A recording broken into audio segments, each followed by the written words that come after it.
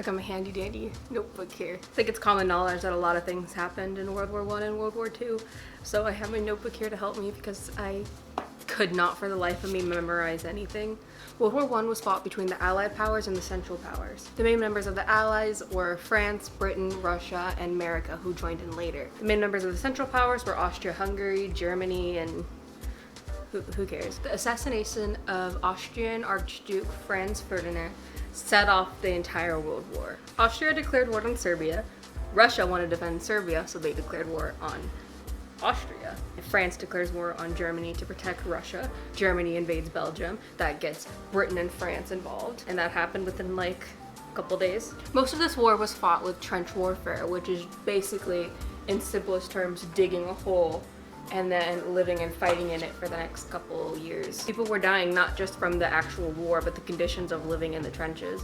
When it rained, things would get soaked and flooded, and you'd have to live in that. You were all in one area, so if somebody decided to bomb, smoke out the area, or anything else, you were all just in big clutters. Especially on the Western Front between like Germany, France, and Britain, there was this whole period of time where it was just dying. It was just back and forth, no moving for about a couple years. I feel like people are more interested in World War II because it has a lot more plot to it, as they would say, especially with Hitler and Germany becoming this like world power and all this other stuff that happened. So I'm gonna give you a brief timeline of what happened in World War I, till we get to the juicy stuff. July 28th, Austria-Hungary declares war on Serbia. August 1st through 4th, Germany declares war on France and Russia, and then invades Belgium. When they invade Belgium, Britain declares war on Germany. The Battle of Tannenberg is fought. Germany wins against Russia. September 5th through 12th, Germany sets in and gets stopped at Paris, and between them and some French soldiers and English soldiers, they just beef it out for the next 4 years. A couple battles here and there. Allies win against Germany. Germany wins against a lot of people. November 11th, the Ottoman Empire declares war on the Allies. Like anybody cares about the Ottoman Empire. December 24th, the ever so lovely Christmas truce. I want to talk about the Christmas truce real quick because I think it's pretty interesting. They were told, all these soldiers were told, that they would be home by Christmas time, and they were. So on Christmas night, these German soldiers started singing their version of, well, it's the original version, but it's Silent Night. And the other side, which is French and Englishmen and a couple people from other countries, were like, oh, let's come together.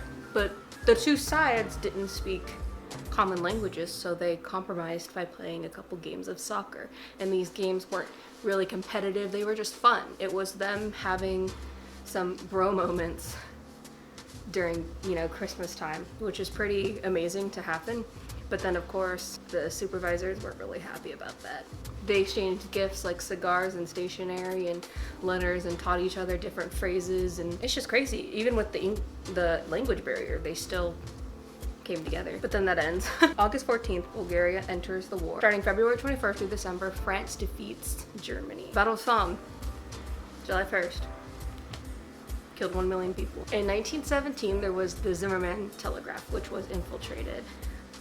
It was sent by the Germans to Mexico to convince them to join the war. And now America has entered the chat. March 8th starts the Russian Revolution. April 16th, America is officially joined in the war. We just have a string of victories, some failures, and then the war ends. June 28th, 1919, the war is officially over. All of the countries signed the Treaty of Versailles, where they forced Germany to sign, and they felt that Germany was the main antagonist of this war, so they made them sign the Treaty of Versailles, which made them hand over their money, their land, get rid of all their colonies that were outside of Europe, and basically just ruined the economy of Germany. Germany was in a pretty tough spot throughout that time, and Hitler comes along. World War I was almost like a pre-game to what was about to happen. The foundation of World War I was set on two countries being at war with each other and their allies fighting those countries, and then their allies fighting. So it was like